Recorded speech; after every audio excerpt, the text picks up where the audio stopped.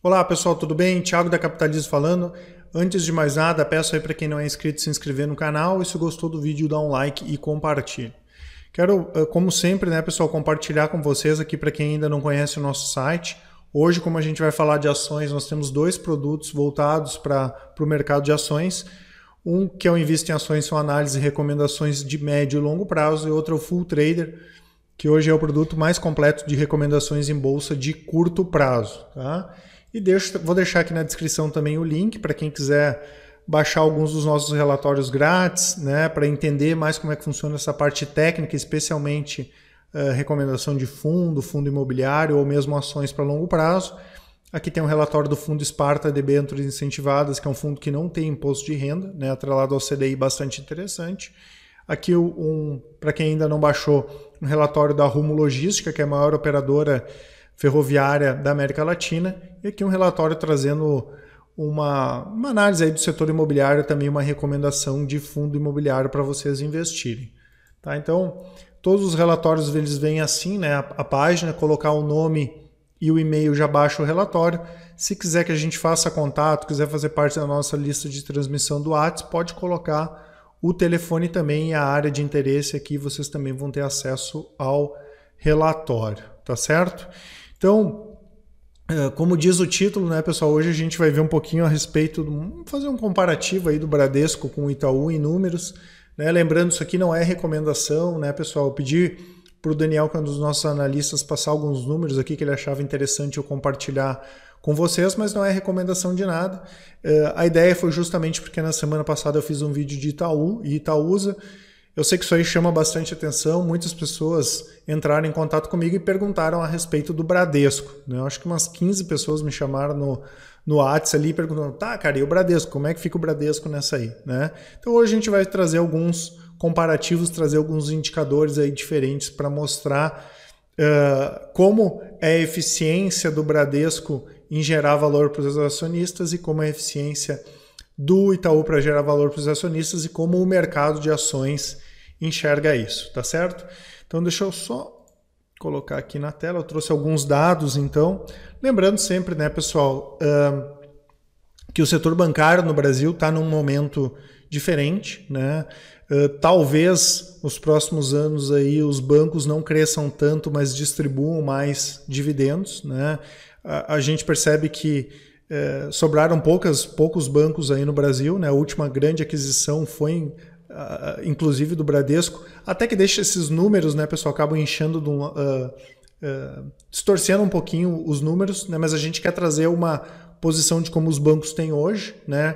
Eu digo que distorce um pouquinho até porque a última aquisição grande do Itaú foi em 2008, 2009, quando a gente teve a fusão do Itaú com o Unibanco, né? Então tem essa parte também que o Bradesco pode melhorar em termos de eficiência, né? Sempre foi um DNA dos dois bancos as aquisições, né? Para vocês terem uma ideia, de 1943 para cá, o Bradesco fez mais de 43 aquisições e, obviamente, daqui para frente isso aí vai diminuir, até porque dificilmente o CAD vai permitir que os bancos comprem outros bancos aqui, né? A gente pega aí, o Itaú fez a compra da XP agora, que não é o mesmo negócio, já está sendo um negócio complicado de ser efetivado.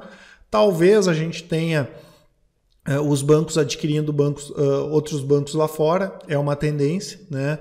Inclusive em fevereiro desse ano o Itaú lançou uma plataforma digital na Argentina, o Itaú é o 17º maior banco na Argentina, então talvez a gente veja esse crescimento lá fora. Obviamente não é um mercado tão rentável como aqui no Brasil, até porque é mercado de poucos players, né? A gente tem Santander, Caixa, Banco do Brasil, Itaú, Bradesco, e depois tem bancos menores, tem Banrisul, ABC, Paine, aí tem alguns bancos mais focados, tá? Então a gente traz aqui alguns números, né? O indicador PL, que é o preço-lucro, é maior para o Itaú, né? 14,6 contra 13,26. O PVP, né, que é o quanto a empresa vale a mais no mercado em relação ao patrimônio dela, né? Também seria um indicador aqui, quanto menor, melhor, né? No caso do Bradesco é menor, né, do que o Itaú. O dividend yield 3,69 do Bradesco, 6,53 no Itaú.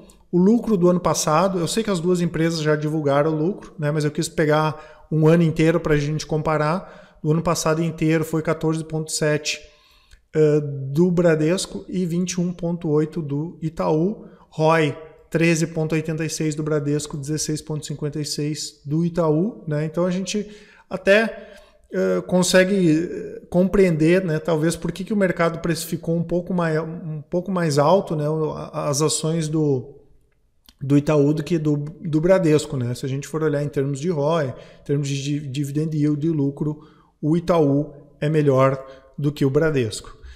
Patrimônio líquido 122 bi, Itaú 113 Bradesco. Ativo total aqui, né, pessoal? O que a gente considera ativo total? Disponibilidades, aplicações financeiras, 1,3 tri para o Itaú e 1 trilhão para o Bradesco. Aqui são as captações, tá, do primeiro trimestre desse ano. 730 bilhões para o Bradesco, 899 bilhões para o Itaú. Captações são os depósitos de LCI, LCA, depósitos a prazo, poupança, enfim. Já a carteira de crédito aqui do primeiro trimestre também 371 bi do Bradesco, 495 bi do Itaú. Né? A carteira de crédito bem maior aí do Itaú em relação ao Bradesco. Número de funcionários aí a gente já vê essa questão da eficiência, né? Um número bem parecido, 97.600 para o Bradesco e 99 mil para o Itaú.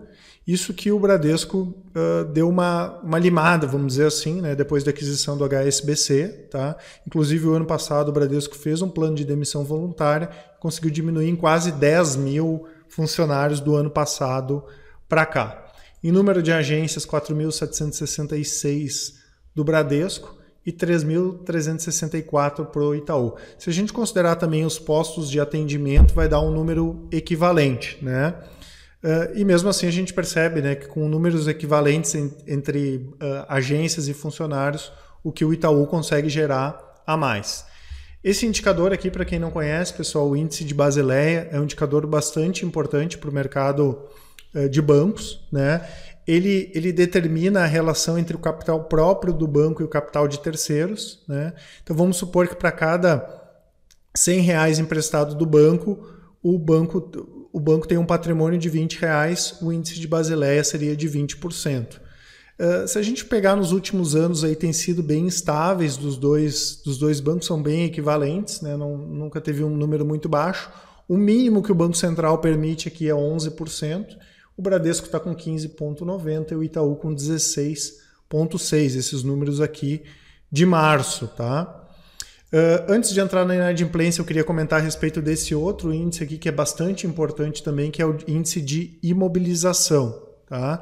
Obviamente, quanto menos imobilizados o banco tiver, melhor. Tá? Então vamos supor que o índice de imobilização seja 30%, o que significa? Que de cada R$100 de patrimônio, 30 estão investidos em bens que não possuem liquidez imediata. Né? Quanto maior for esse índice aqui, pior, porque o banco precisa ter liquidez para ser mais eficiente, afinal ele precisa ter grana aí para emprestar. Né?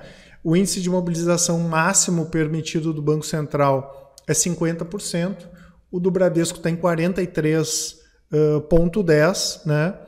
E o do Itaú está em 23,8%. Aqui a gente percebe, então, o índice de mobilização bem maior do Bradesco do que do Itaú.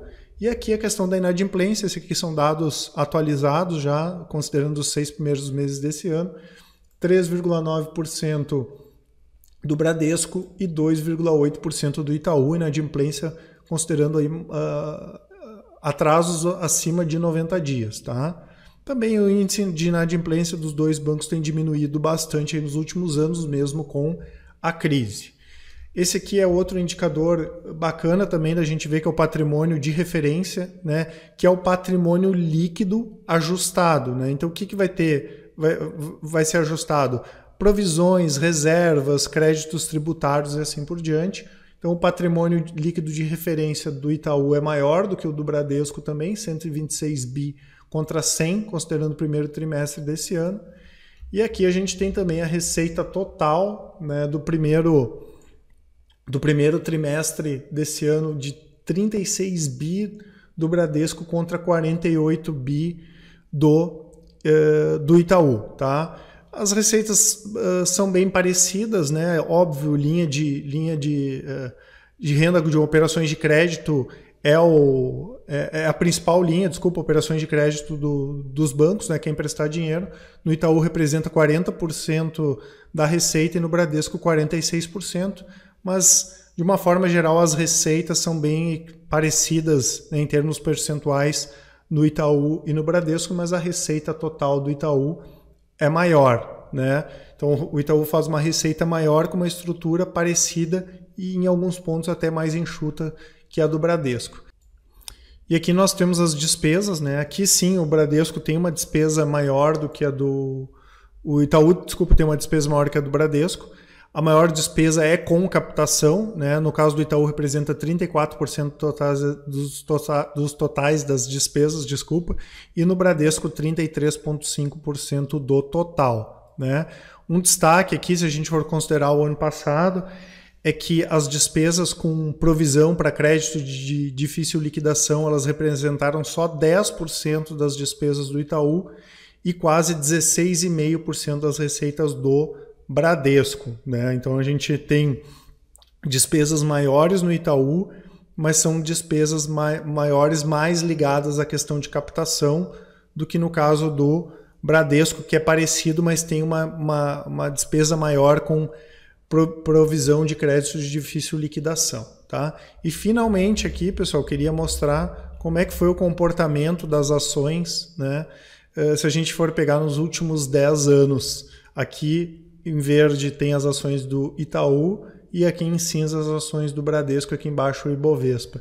Para vocês terem uma ideia, o Itaú subiu de 2008 para cá 241%, o Bradesco 213% e o Ibovespa 42,46%. Claro, depois teria que considerar o valor bruto em dividendos, aqui não está considerando, mas em termos de valorização das ações, 241 a 213 contra 42 do Ibov, né? Se a gente for levar em termos de valorização das ações, né, o mercado pode ter dado pode ter valorizado menos o Itaú em relação ao que ele conseguiu entregar mais do que o Bradesco e do que ele vem entregando. Então sempre tem aquelas duas partes, sempre tem aqueles dois lados da moeda, né? De um lado tem as pessoas que entendem que é melhor comprar o Itaú hoje porque ele é mais rentável hoje, tem sido mais eficiente do que o Bradesco, e de outro lado tem os investidores que preferem comprar o Bradesco porque ele pode aumentar a eficiência dele e ser mais lucrativo do que o Itaú, tá? Para quem nos acompanha sabe que a nossa visão é o contrário, não é segredo de ninguém que a gente recomenda as ações do Itaú, né? Inclusive a gente tem recomendação do Itaú em médio prazo, curto prazo e também para longo prazo, mas também se vocês procurarem aí tem uma série de analistas, fundos de investimento que preferem ter Bradesco justamente por essa questão dele poder apresentar uma eficiência maior e ser mais lucrativo nos próximos anos. Tá certo, pessoal? Isso que eu queria apresentar para vocês. Se vocês ficaram com alguma dúvida, pode colocar aqui nos comentários. Pode baixar também, como eu comentei, os relatórios grátis no nosso site. E como sempre eu deixo os meus contatos aqui no WhatsApp, né? Qualquer coisa é só vocês me chamarem, pode deixar um áudio, pode deixar uma mensagem que eu prometo que eu consigo responder todo mundo, pelo menos até o dia seguinte, tá certo? Um abraço a todos e até mais.